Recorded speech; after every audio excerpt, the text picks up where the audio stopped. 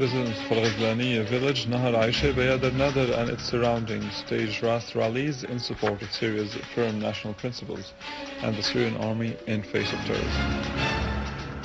The Syrian Arab Army continues to target terrorist gatherings in various governorates.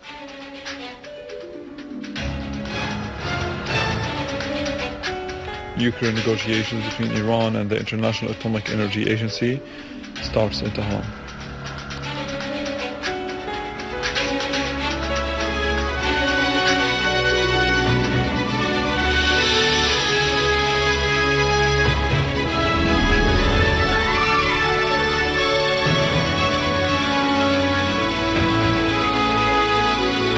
Good afternoon, this is news in English from Syrian Arab television in Damascus. Citizens of Al-Ghazlaniya village and its surroundings, Nahar Aisha, Bayad al-Nadr and the Hadil neighborhoods in Damascus countryside staged huge mass rallies in support of Syria's firm national principles and the Syrian army in face of terrorism. The participants called for rallying behind the Syrian Arab Army in confronting the armed terrorist groups which are committing atrocious massacres against Syrian people and their public and private properties.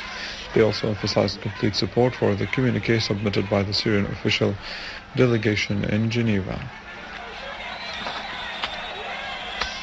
In Damascus, a massive demonstration was staged in Nahar Aisha, Bayad al-Nadr and the Hadil neighborhoods in support of Syria's national principles and in confrontation of the savage terrorism. In the same context, residents of Kafar Sousse neighborhood in Damascus took to the streets in a rally to support the Syrian army in face of the armed terrorist group. The participants expressed full support for Syria's official delegation taking part in Geneva II conference and adherence to the national stances spelled out by the first round of the conference. Under the slogan Syria Our Green Homeland, the Revolution Youth Union organized a frustration campaign at Damascus southern entrance with the participation of a group of Syrian youth. The participants expressed their love to their homeland through planting many saplings to beautify their city. They also expressed determination to take part in the battle against terrorism which threatens our homeland and people.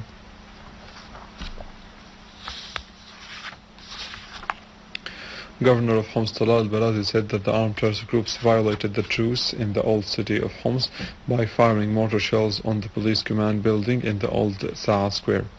Barazi affirmed the city's commitment to carry out the agreement signed with the United Nations resident representative to get the civilians besieged by the armed terrorist groups out of the old city. The governor added that he made a field visit to the old Sa'a region on the surrounding of the old city, asking the field commanders to exercise the highest degree of self-restraint to fulfill the agreement.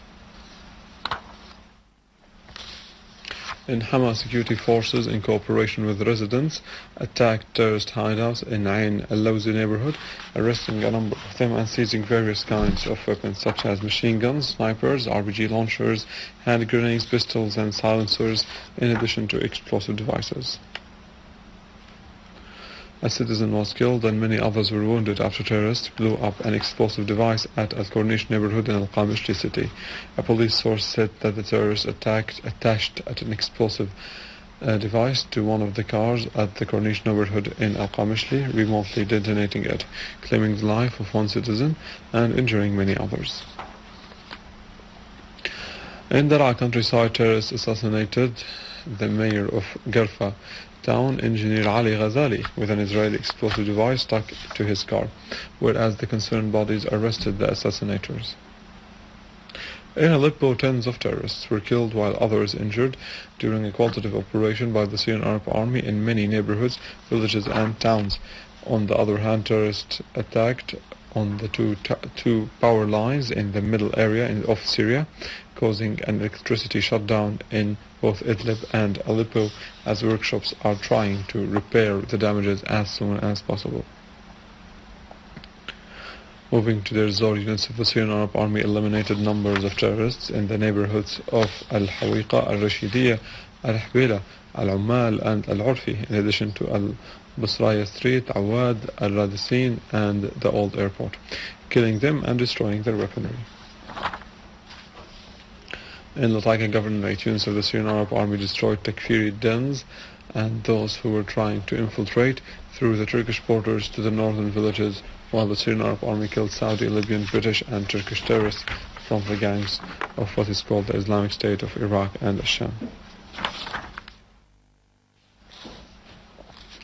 Russia's permanent representative at the United Nations, Vitaly Churkin, affirmed that the deadline set by the United Nations to destroy Syria's chemical weapons arsenal did not need to be reviewed. Russia Today website quoted Churkin as saying that destroying Syria's chemical weapons is not being carried out in the expected speed because of some objective factors, especially the security situation and the threats of the armed terrorist groups, including the threats directed to workers of the Organization of Chemical Weapons Prohibition, OPCW, and the United Nations staff. Their activities and having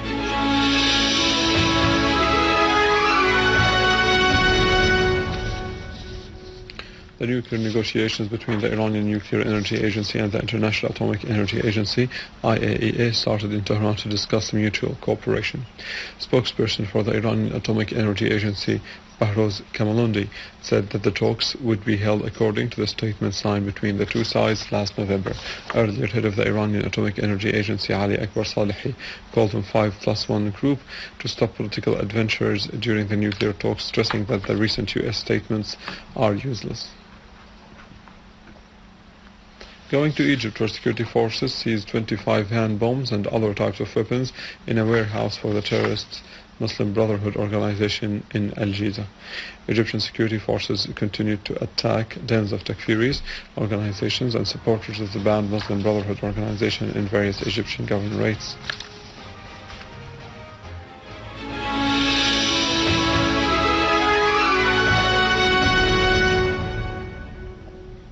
Al-Shams Assembly, a local NGO, started a new initiative by creating artistic paintings made by young Syrian artists on the exterior walls of Dar es-Salaam school. More than 30 volunteers were willing to come to this activity, as well as neighboring artists who live in the neighboring areas and school children.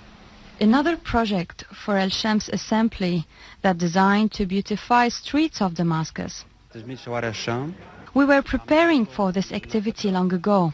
The main idea is to create artistic paintings on the exterior walls of Dar es-Salaam school. More than 30 volunteers are involved. Some of them are fine art students and some are professional artists.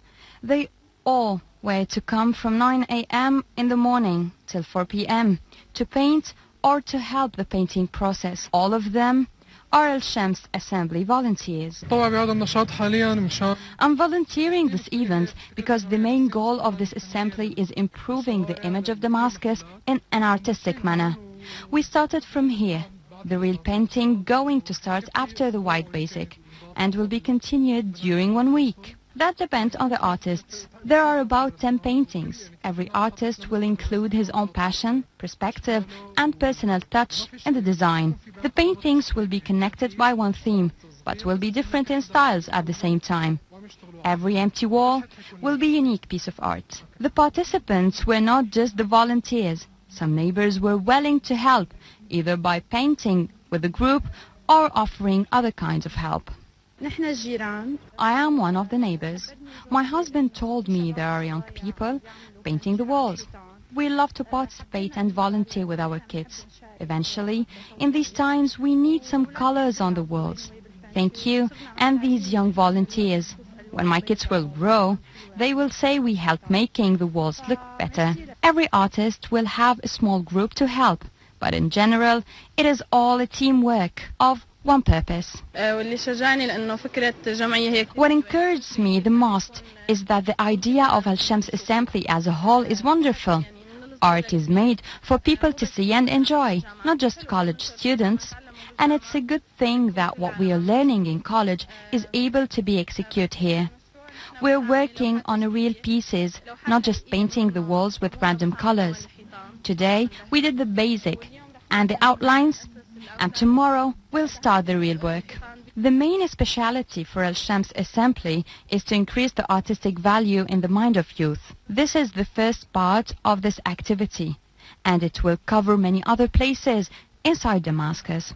Another artistic activity for Al-Shams Assembly, but this time in a colorful way. These walls started with white, but definitely will end with so many artistic portraits made by young Syrian artists. A way of expressing. Kinda Youssef, News in English, Damascus. With this, we come to the end of our news for today. Thank you so much for watching. You can get more details on our website in English, www.syriaonline.sy. Now stay with us, the latest in the world of economy and finance with Nariman Qassam, but after the break.